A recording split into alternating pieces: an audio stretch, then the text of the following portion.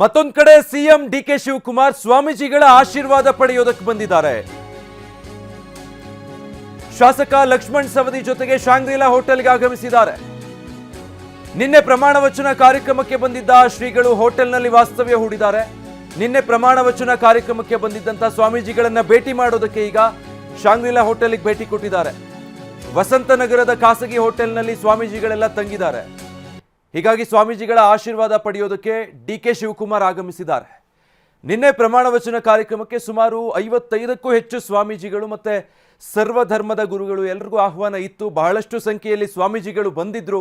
ನಿನ್ನೆ ಪ್ರಮಾಣ ವಚನಕ್ಕೂ ಮುನ್ನ ಸ್ವಾಮೀಜಿಗಳ ಆಶೀರ್ವಾದ ಪಡೆಯೋದನ್ನು ಕೂಡ ನಾವು ನೋಡ್ತಾ ಇದ್ವಿ.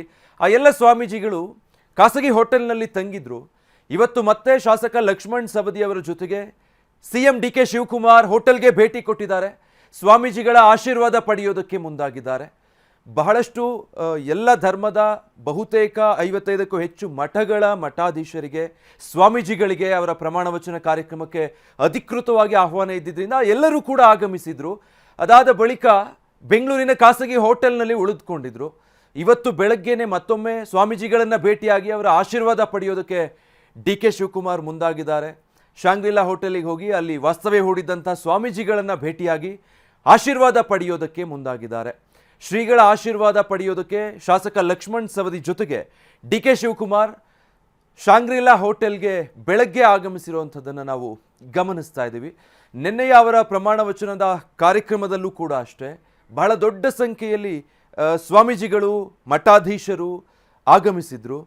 ಎಲ್ಲರೂ ಕೂಡ ಇನ್ನು ಬೆಂಗಳೂರಲ್ಲೇ ಉಳಿದಿದ್ದಾರೆ. ರಾಜ್ಯದ ವಿವಿಧೆಡೆಯಿಂದ ಬಂದಿದ್ದಂಥವರು ಇವತ್ತು ಮತ್ತೊಮ್ಮೆ ಅವರನ್ನು ಭೇಟಿಯಾಗಿ ಅವರ ಆಶೀರ್ವಾದ ಪಡೆದು ಸೌಹಾರ್ದಯುತವಾಗಿ ಅವರನ್ನು ಬೀಳ್ಕೊಡೋ ರೀತಿಯಲ್ಲಿ ಡಿಕೆ ಶಿವಕುಮಾರ್ ಅವರು ತಂಗಿರುವಂಥ ಹೋಟೆಲ್ಗೆ ಸ್ವಾಮೀಜಿಗಳು ಎಲ್ಲಿ ವಾಸ್ತವ್ಯ ಹೂಡಿದ್ದಾರೆ ಖಾಸಗಿ ಹೋಟೆಲ್ಗೆ ಭೇಟಿ ಕೊಟ್ಟು ಮತ್ತೊಮ್ಮೆ ಅವರ ಆಶೀರ್ವಾದ ಪಡ್ಕೊಳ್ಳೋದಕ್ಕೆ ಮುಂದಾಗಿದ್ದಾರೆ. ಇದಕ್ಕೂ ಮುಂಚೆ ನಿನ್ನೆ ರಾತ್ರಿ ಕುಟುಂಬ ಸಮೇತರಾಗಿ ಮತ್ತೊಮ್ಮೆ ಶಾಖಾ ಮಠಕ್ಕೆ ಕೂಡ ಡಿಕೆ ಶಿವಕುಮಾರ್ ಭೇಟಿ ಕೊಟ್ಟಿದ್ರು. ನಾವು ಗಮನಿಸ್ತಾ ಇದ್ವಿ. ಕುಟುಂಬ ಸಮೇತರಾಗಿ ಮತ್ತೊಮ್ಮೆ ಅಜ್ಜಯ್ಯನ ಶಾಖಾ ಮಠಕ್ಕೆ ಭೇಟಿ ಕೊಟ್ಟು ವಿಶೇಷ ಪೂಜೆ ಸಲ್ಲಿಸಿ ಬಂದಿದ್ರು. ಈಗ ಹೋಟೆಲಿಗೆ ಭೇಟಿ ಕೊಟ್ಟು ಸ್ವಾಮೀಜಿಗಳ ಆಶೀರ್ವಾದ ಪಡೆಯೋಕೆ ಮುಂದಾಗಿದ್ದಾರೆ.